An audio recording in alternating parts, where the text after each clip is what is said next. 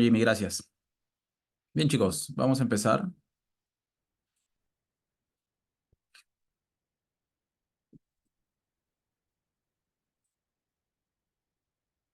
Asimismo, todos pueden ver mi pantalla, ¿cierto? Bien, el día de hoy, dentro del curso de finanzas, nos toca ver lo que es teoría de portafolio, construcción de portafolios, modelos y aplicación del modelo de Capital Asset Pricing Models, métricas de desempeños y modelos multifactoriales. Así que para eso les he elaborado este PDF con alrededor de 15 ejercicios. Así que vamos a tratar de resolverlos en su totalidad. ¿Sí? Bien. A ver, les doy un minuto para el ejercicio uno y me dicen la respuesta, chicos.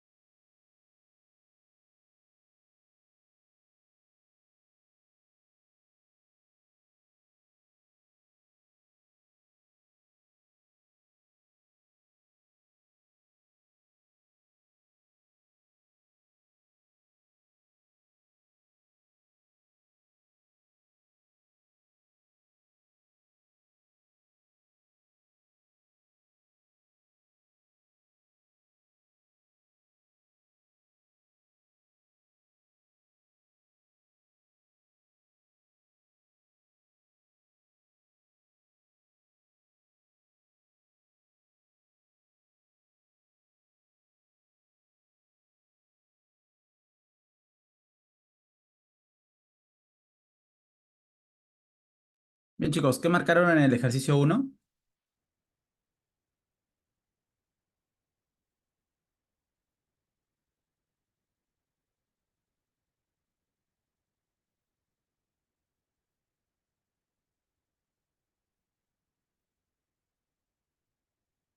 Ok, Juan Carlos dice la B, Jimmy dice que es la A. A ver, ¿qué sucede, chicos? Acá nos están preguntando en cuál de esas alternativas surge un retorno positivo, sí, es decir, una rentabilidad adicional sobre la rentabilidad que va a tener cuando el precio converja al valor intrínseco, ¿no? Nosotros habíamos dicho que el precio, producto de negociaciones de mercado, podría ser por estar por encima, por debajo del valor intrínseco. No obstante, el valor intrínseco es el valor que, según tus modelos que tú has calculado, es lo que debería valer realmente, producto de una valorización, etcétera. Puede ser, por ejemplo, que el precio esté en $40 y el valor intrínseco se encuentra en $50, ¿no? Es decir, que hay un retorno de 40 a 50, alrededor del 25%, es exactamente 25%, de upside, ¿no? Pero sobre esto me están preguntando, ¿cuándo se podría generar un retorno positivo sobre esta rentabilidad cuando el precio converge del precio de mercado al valor intrínseco, ¿no? Y eso se va a producir ¿cuándo? Cuando tengamos un expected return, un retorno esperado mucho más alto que un required return. Cuando el precio converge, el precio de mercado converge al valor intrínseco, ya tenemos un required return, ¿cierto? Ese es el retorno que yo le voy a exigir, como yo le voy a exigir bueno, al equity, a la acción. Pero vamos a generar un retorno positivo cuando tengamos un expected return por encima. Recuerden que el expected return es el retorno que tu inversionista espera sobre ese activo, producto de traer a valor presente todos los flujos, las proyecciones de flujos, etcétera. ¿Ok? Entonces, en este caso se va a generar una rentabilidad adicional sobre este retorno que converge el precio al valor intrínseco, ¿sí? Cuando el expected return es mayor que el required return. Bien, tal como dijo su compañero Juan Carlos, la respuesta correcta es la A. ¿Ok?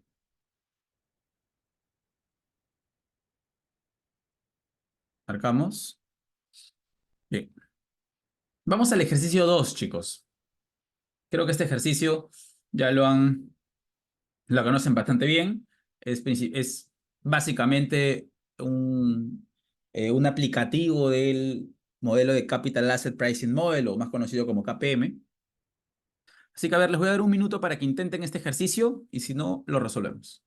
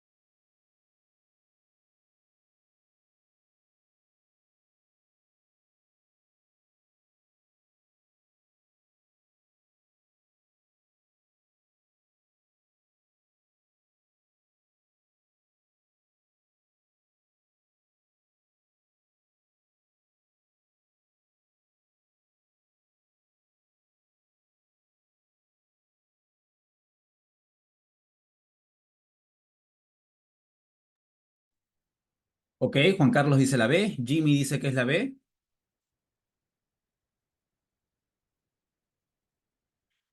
Efectivamente es la B, chicos. ¿Recuerdan ustedes la fórmula, ¿no? De el modelo de Capital Asset Pricing Model. Nosotros queríamos estimar el required return. Uy, salió feo. Nosotros queremos estimar el required return. Lo que nosotros vamos a hacer es el R va a ser igual a la risk-free rate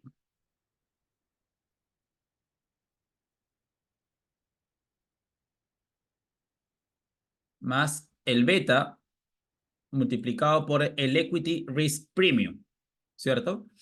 Que también lo podemos conocer como, bueno, es la prima de mercado, que es el exceso de retorno de un activo de riesgo, es decir, instrumento de renta variable, menos la tasa libre de riesgo. Y aquí, chicos, quiero hacer una pausa. Quiero preguntarles si ustedes en la vida real saben a qué se refiere cada uno de estos insumos. ¿Saben, por ejemplo, a qué se refiere la risk-free rate? Si en la vida real yo quisiera realizar el modelo de KPM de no sé, de una acción en general, Coca-Cola, supongamos. Ok, José Collantes dice el bono a 10 años de Estados Unidos. Una consulta, chicos, y ya que mencionan el bono a tesoro, el bono del tesoro a 10 años. Ustedes saben que entiéndase de riesgo por la volatilidad, ¿cierto? Ustedes saben que la volatilidad es el riesgo de un activo, bla, bla, bla, bla, bla. Y ustedes saben que el bono a 10 años de Estados Unidos, ahorita puede estar cotizando en 4,6%, mañana puede estar cotizando en 4,65%, de acá a un mes puede estar cotizando en 3,8% y así sucesivamente, es decir, que tiene volatilidad en función del producto de la negociación que veamos en el día a día. Pero ¿qué sucede, chicos? ¿Y por qué si es que esto tiene volatilidad, es decir, que tiene un riesgo? ¿Por qué se le denomina la risk-free rate? ¿Por qué te dicen que es el activo libre de riesgo, el bono del tesoro norteamericano?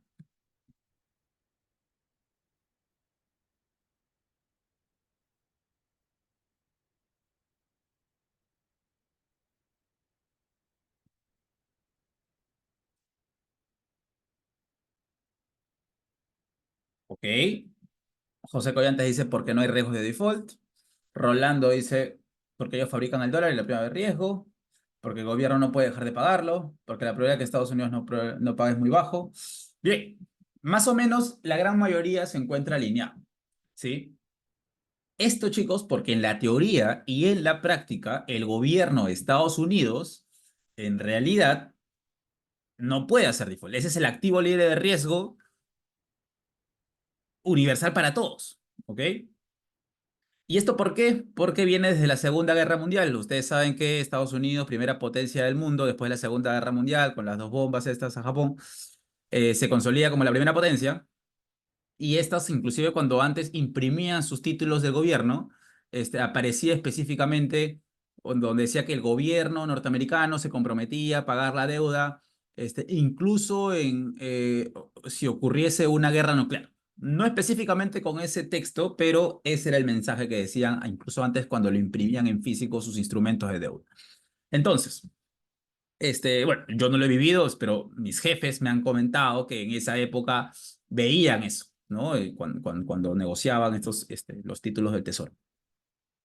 Entonces, ¿y por qué? Porque Estados Unidos es la primera potencia del mundo, en teoría se espera de que no va a quebrar y va a mantener su hegemonía por muchos años más.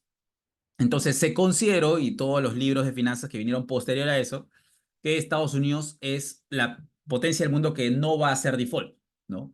Es decir, no que tenga una probabilidad de default baja, sino que no hay probabilidad de default, ¿no? Una vez, recuerdo que en el 2009, 2010, si mal no recuerdo, Fitch le hizo un downgrade a Estados Unidos y la calificó como triple A más, ¿no? Que en teoría es la calificación más alta que existe. Pero por la gran cantidad de deuda que acumulaba y bla, bla, bla, ¿no? Y si vemos hoy día, también por el tema de las tasas altas que ha mantenido, bueno, por todo desde el 2020, 2021 en adelante, que estábamos con tasas cerca de cero y después la tasa de inflación, que se escapó de las manos del Banco Central y que las tasas subieron, y eso ha generado que ahora pague solamente intereses cerca de $1 trillón.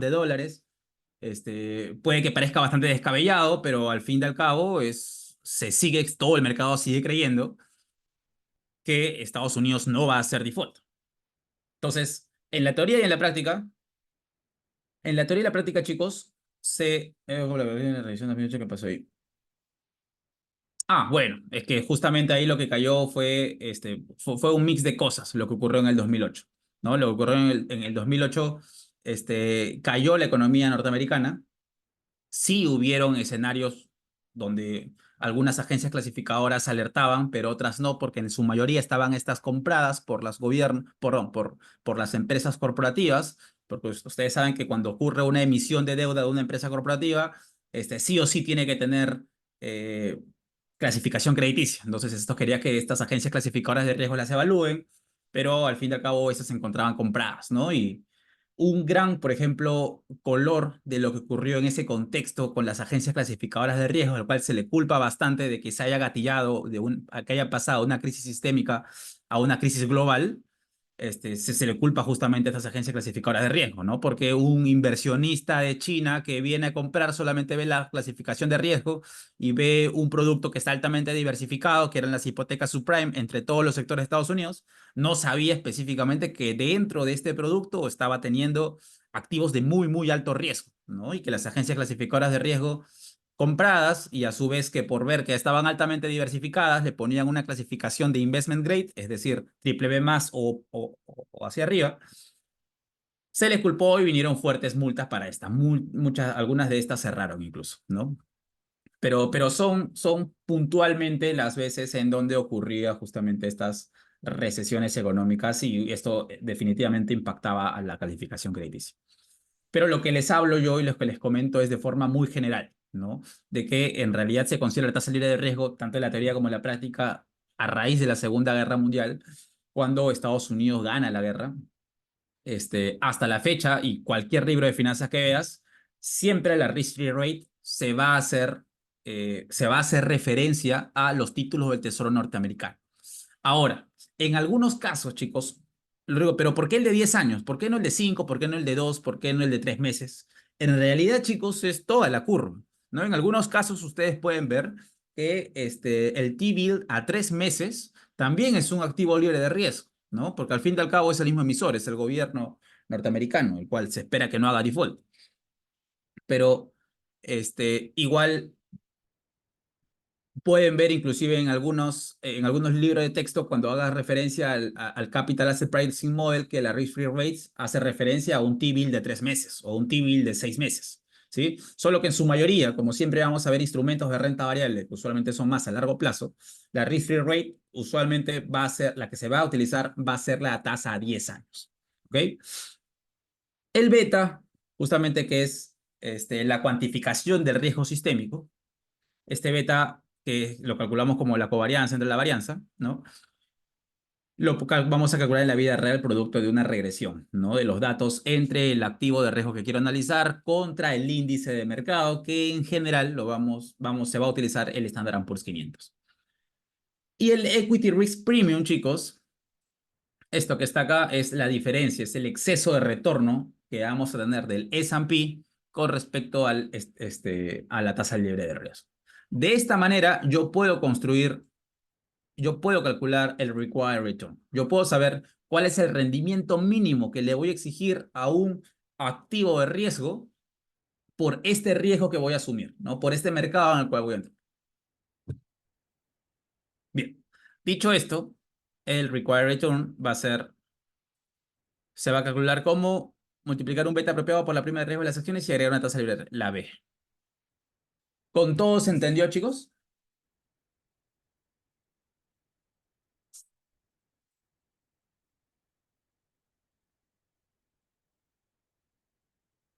Bien. Vamos ahora, tomen foto de esto y lo borramos.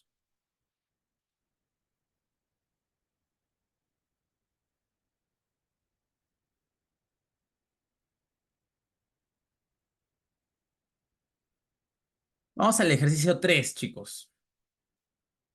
Ahora les doy un minuto para este ejercicio y me dicen la respuesta.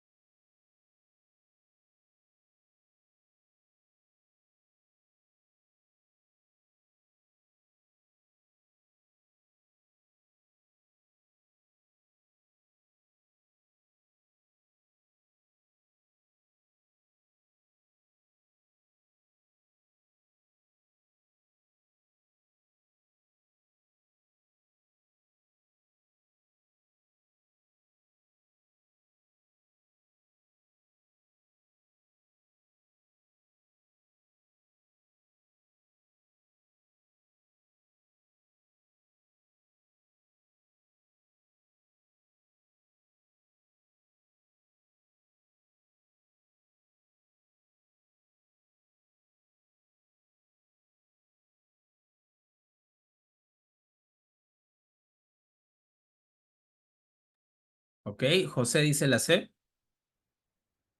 ¿Alguien más lo hizo, chicos?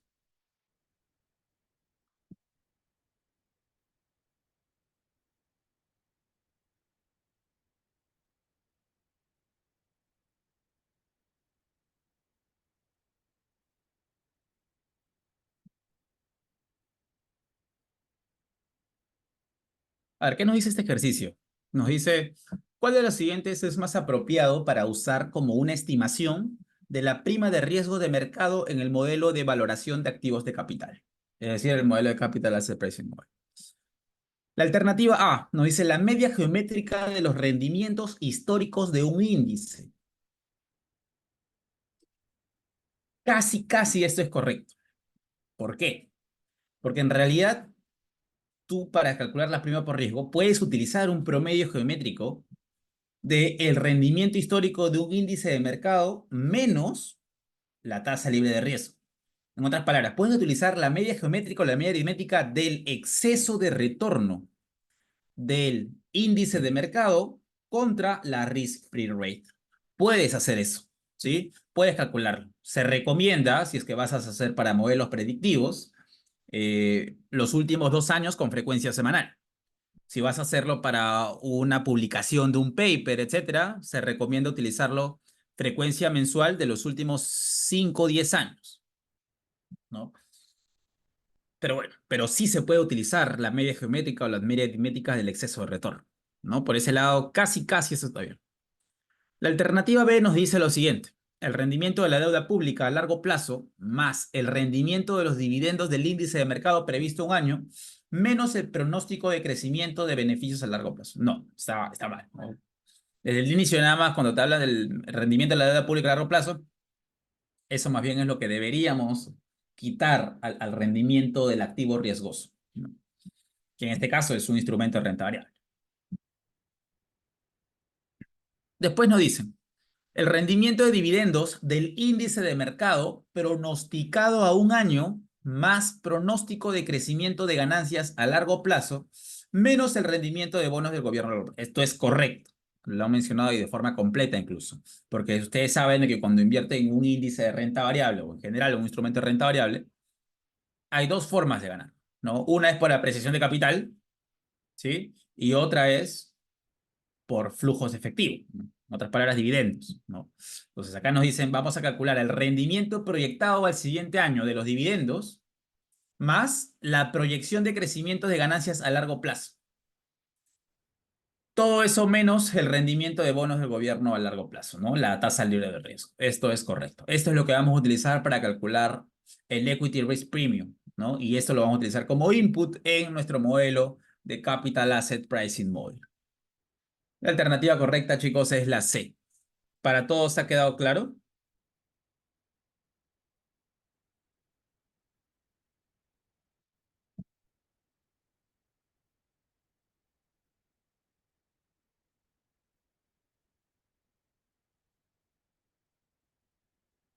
Perfecto, para todos claro entonces. Marcamos. Vamos a algo más. Ajá. Vamos a la pregunta 5, chicos. A ver, ¿quién me dice la respuesta a este ejercicio? Les doy un minuto.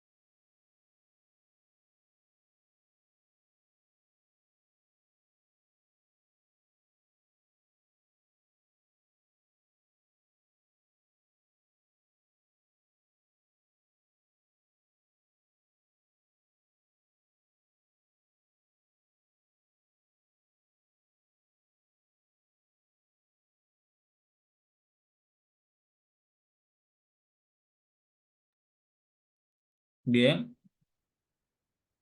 ¿Qué marcaron, chicos?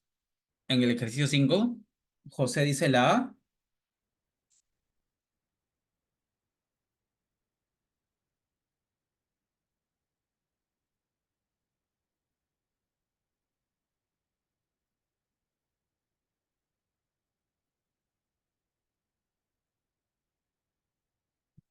Lo digo, yo no he visto el modelo de Pastor Stambow,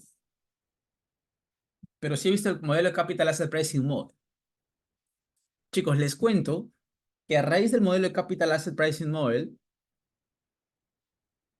hay una serie de modelos para calcular la prima por riesgo, o bueno, para estimar el required return de un activo, de un activo riesgoso en general. Esto específicamente, estos modelos factoriales o modelos multifactoriales, los más clásicos, los puedes ver en el libro de renta variable, en el libro de equity del CFA nivel 2, por ejemplo. Este, y es justo lo que estamos resolviendo.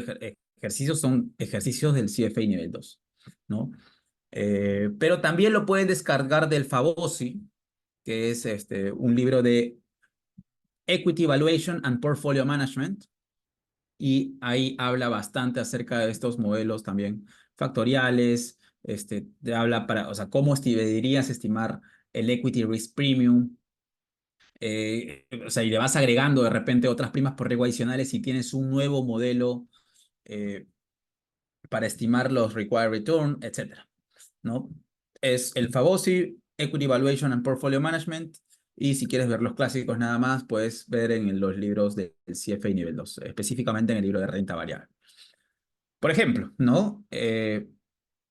Ustedes saben que el Capital Asset Pricing Model es solamente un factor de riesgo, ¿no? Que es el Equity Risk Premium, ¿no? Multiplicado por el beta, que es el cuantificador del riesgo sistémico que está teniendo el activo.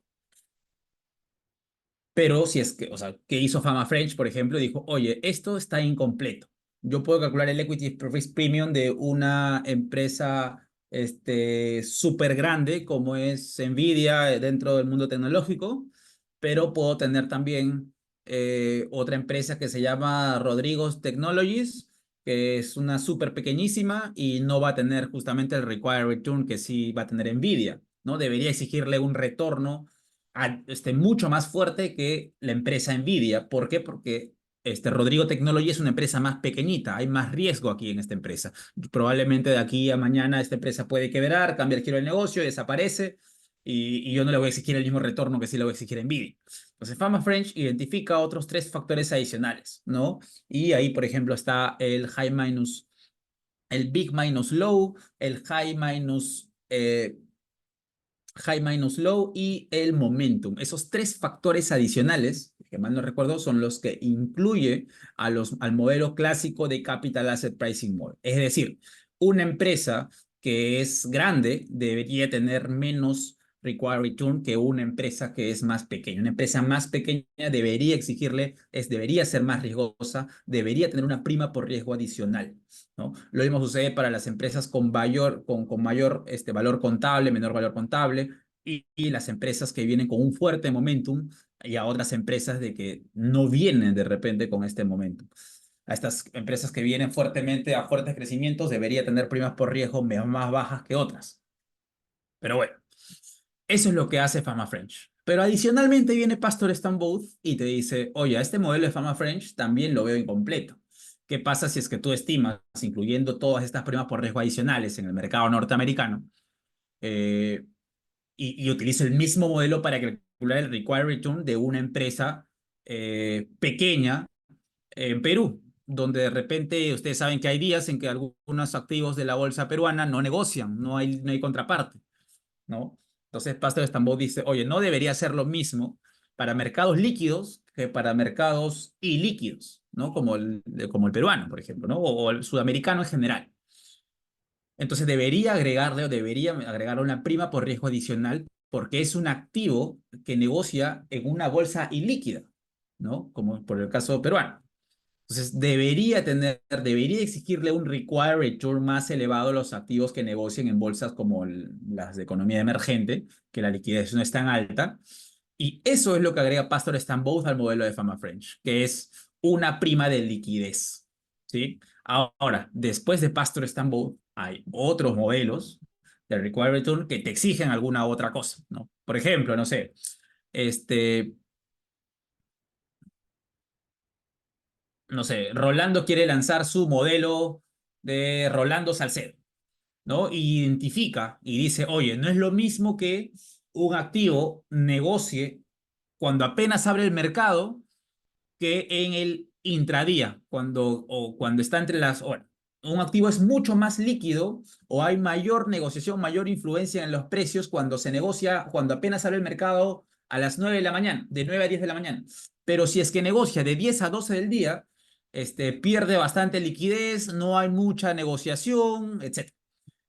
Puedes agregar una prima por riesgo adicional dependiendo de la hora que se cotice, por decir cualquier cosa en voz alta, ¿no? Entonces, y así sucesivamente, ustedes van a encontrar bastantes working papers, bastantes papers en general, donde te explican o algún modelo para estimar el required return de un activo riesgoso, agregando primas por riesgo adicionales, ¿no? Y ustedes pueden crear ahí su modelo si quieren, de estimación de required return, agregando las primas por riesgo que ustedes prefieran, ¿no? Pero, por ejemplo, el CFA llega hasta Pastor Both como una cuarta prima por riesgo que agrega la prima por liquidez, ¿no? Bien, chicos, ¿para todos se entendió esta pregunta?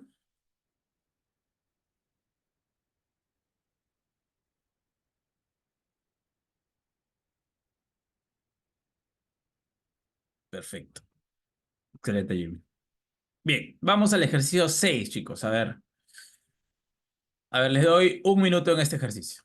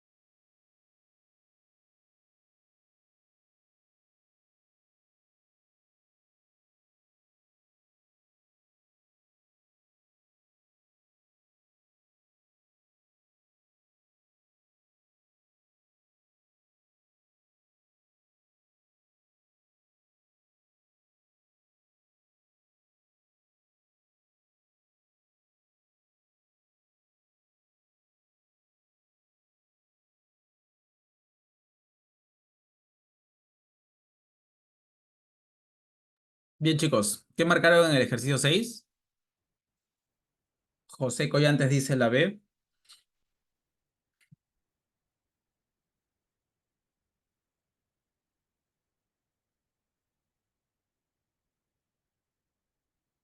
Bien.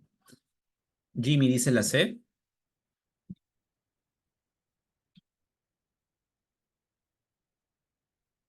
A ver, en este ejercicio nos dice, un analista desea estimar una beta para una empresa pública y utilizarla para calcular un rendimiento requerido prospectivo, es decir, a futuro. Lo más probable es que el analista A, eliminar la beta del mercado y relevar ese valor para la empresa. No. B, hacer una regresión de los rendimientos de la empresa sobre los rendimientos de un índice, ajá, de mercado de valores y ajustar la beta estimada para el apalancamiento. ¿Ok? Y C nos dice hacer una regresión de los rendimientos de la empresa sobre los rendimientos de un índice de mercado de valores y ajustar la beta estimada para la beta drift. Ya, a ver, aquí chicos hay claramente una trampa en el enunciado, ¿no? Porque lo que nos dice acá el ejercicio es que lo que quiere el inversionista o el analista es estimar el beta con la finalidad de calcular un rendimiento requerido prospectivo, un rendimiento a futuro. ¿Sí? Y nosotros sabemos que el beta se calcula producto de una regresión de retornos. ¿Entre quiénes? Entre el activo riesgoso, es decir, los retornos de la empresa, el retorno de la acción, y el del índice de mercado de valores, que sabemos que es el Standard Poor's 500. Pero como nosotros queremos utilizar el beta para calcular un rendimiento a futuro, la rentabilidad a futuro, chicos, y el impacto que eso tiene sobre el beta es que existe el famoso beta drift. ¿Y a qué se refiere con eso? El beta drift, chicos, es la convergencia que se tiene de los activos riesgosos.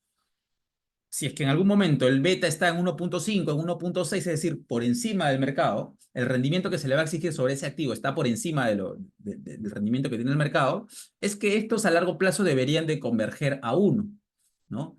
Rodrigo, pero ¿y cómo haces eso para que el beta converja a uno? Bueno, es que en realidad utilizas los dos tercios del beta de la regresión y un tercio del beta de largo plazo, que es en teoría uno.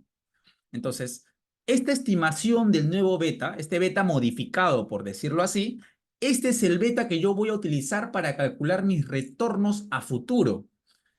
Es decir, tengo que utilizar el beta drift, utilizar la tercera parte del retorno del beta objetivo a futuro y las dos terceras partes del beta de la regresión. ¿Sí?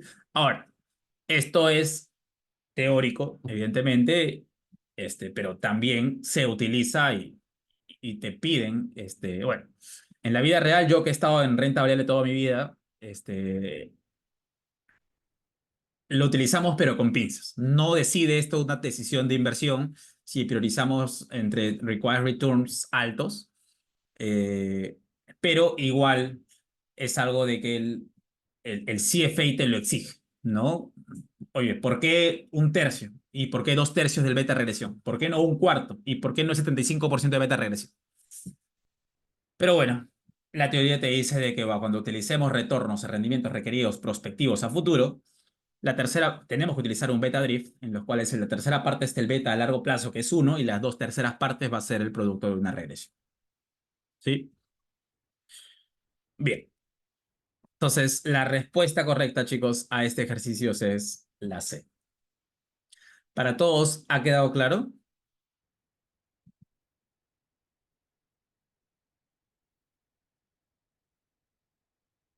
Perfecto, chicos.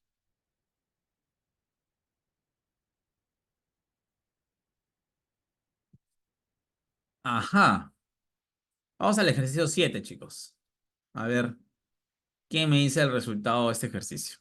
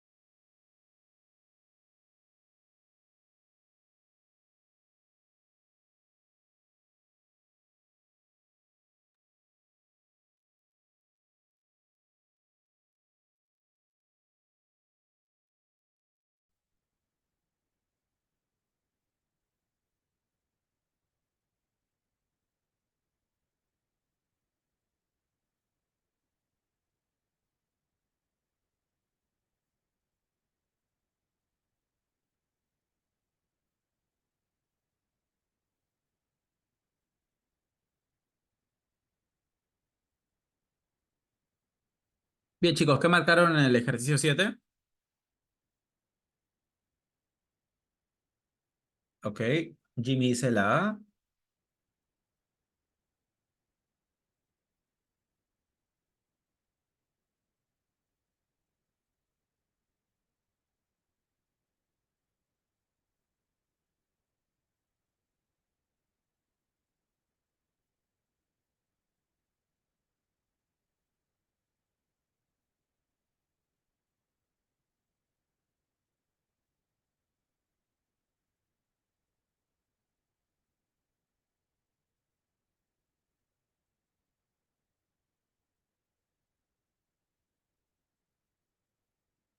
Ya. A ver. Considera las siguientes declaraciones con respecto a las consideraciones internacionales al determinar el costo de capital. Declaración uno: los tipos de cambio son un problema. Bueno, este es subjetivo en realidad, ¿ya? Porque no es que sea un problema o no, en realidad es porque incurres en procesos adicionales al momento de tener, por ejemplo, no sé, deudas emitidas en distintas monedas. En ese caso, incurres en procesos adicionales de pasar todo a una moneda funcional, primero calcular el promedio ponderado, ¿no? De los pesos emitidos por los costos de las deudas, cada uno en su respectiva moneda, después pasarlo a la misma moneda, bla, bla, bla. Entonces, incurres en procesos adicionales. No es que sea un problema, pero, bueno, CFA lo da como que, oye, es un problema cuando tienes emisiones en distintas monedas y bla, bla, bla. Entonces, estimar el coste de capital, cada tipo de cambios, incurres en procesos adicionales. Esto es correcto. Declaración 2 nos dice, el modelo de calificación de riesgo país utiliza un mercado desarrollado correspondiente como punto de referencia y agrega una prima para el mercado emergente. Esto podría ser correcto si es que para el país emergente en el cual estás haciendo el análisis no cuentas con data disponible. En este caso podrías hacer el famoso build-up method, así es que como lo denomina el CFA, el build-up method, en donde por cada factor de riesgo adicional, es decir, por cada riesgo adicional que vas a estar asumiendo sobre la región en la cual vas a invertir, vas a ir agregando primas por riesgo adicionales. Partes inclusive del activo libre de riesgo, le agregas una prima de riesgo por ser una empresa corporativa, le agregas una prima de riesgo por pasar de un instrumento de deuda a un activo riesgoso, a una acción, le agregas una prima por riesgo por pasar, por incremento de la liquidez, etc. No obstante, la mejor manera para estimar una prima por riesgo, ¿sí? Este, o un required return, es utilizar la data de la región en donde estás haciendo el análisis. En este caso, por ejemplo, dice que para la calificación de riesgo de país utiliza un mercado desarrollado correspondiente como punto de referencia. No, si es que vamos a partir, si vamos a hacer el análisis y la calificación de riesgo para un país emergente, vamos a utilizar los datos asociados al mercado emergente. ¿Sí? Y con esto vamos a calcular los betas de regresión, con la data que vamos a obtener de las empresas corporativas contra el índice representativo, etcétera, ¿no? Tal como lo menciona la alternativa C. Nos dicen, no son correctas ambas afirmaciones porque el modelo de calificación de riesgo país estima una ecuación para la prima de riesgo de acciones para los países desarrollados. Y luego usa la ecuación y los datos asociados con el mercado emergente para estimar los rendimientos requeridos para el mercado emergente. ¿Sí? La respuesta correcta, chicos, es la C.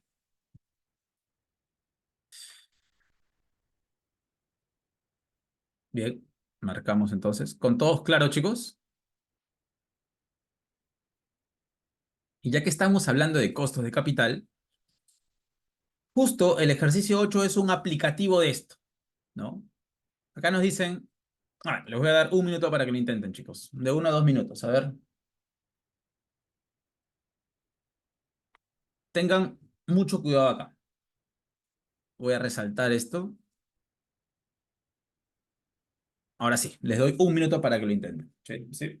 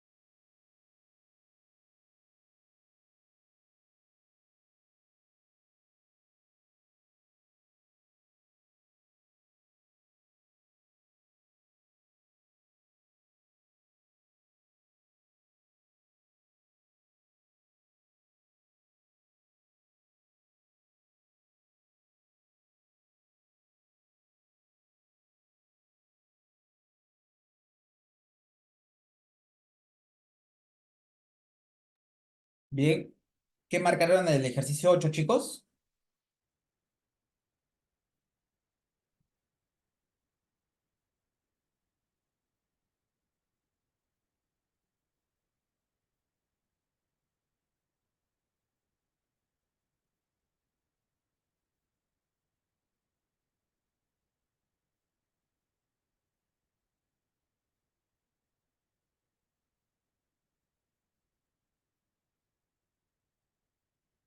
Ok, Jimmy dice la B.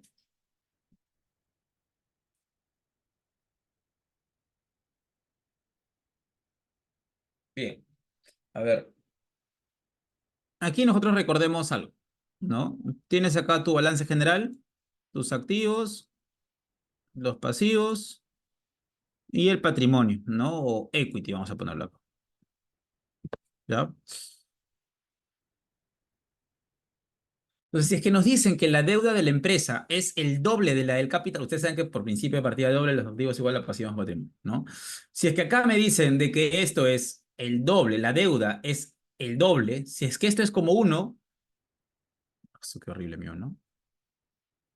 Si esto es como uno, esto va a ser como dos, ¿cierto? Y si todo esto es como dos, el total de patrimonio más equity sería como tres,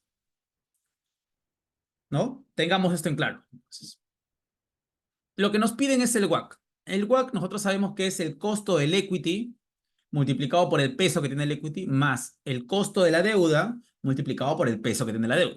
Eso adicionalmente por uno menos T, ¿no? Que es la tasa marginal impositiva, o la tasa impositiva marginal. Entonces, vamos a ir con lo siguiente. ¿Cuáles van a ser los pesos del equity? Los pesos del equity, chicos, va a ser un tercio, ¿no? Porque la deuda de la empresa es el doble del capital y en total todo es como un 3. Entonces, equity va a ser un 0,3. Y el peso de la deuda va a ser el 0,6. Y todo esto es periódico puro, ¿no?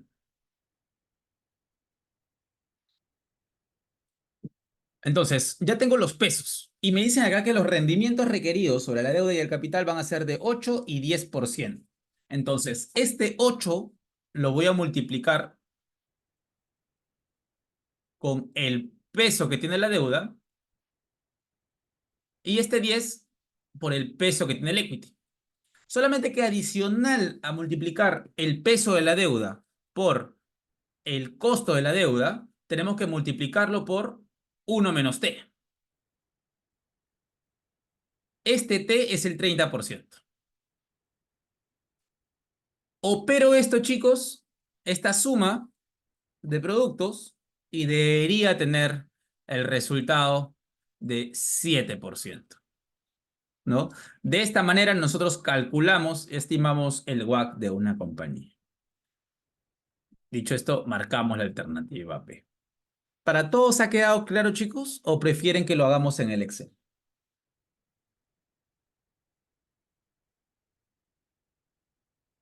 Súper sencillo, ¿cierto? Lo complicado acá era simplemente darse cuenta que, lo que explícitamente dice acá, que la deuda de la empresa es el doble de la del capital. Tengan cuidado. Muchos piensan, ah, ya, entonces si es la del doble, entonces este es 0,5, el otro es 1. No. Si en total todo suma como 3, el equity debería pesar 0,33333 y el pasivo debería pesar como un 0,66666, ¿no? Entonces, tal que estos pesos son los que yo voy a multiplicar a los costos de cada una de estas dos cosas, ¿no? El costo de la deuda y el costo del capital social, el costo del equity. Solamente que adicionalmente al peso de la deuda multiplicado por el cost of debt, tengo que multiplicarle el uno menos t, ¿no? Y bien, dicho eso, ya tengo la alternativa correcta que es 7%. Bien dicho, bien chicos, entonces para todos ha quedado claro, ¿cierto?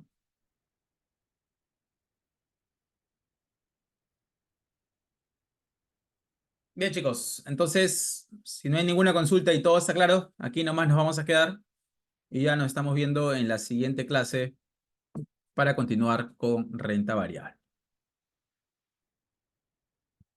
Bien chicos, que tengan muy buenas noches. Cuídense mucho, hasta pronto. Chao, chao.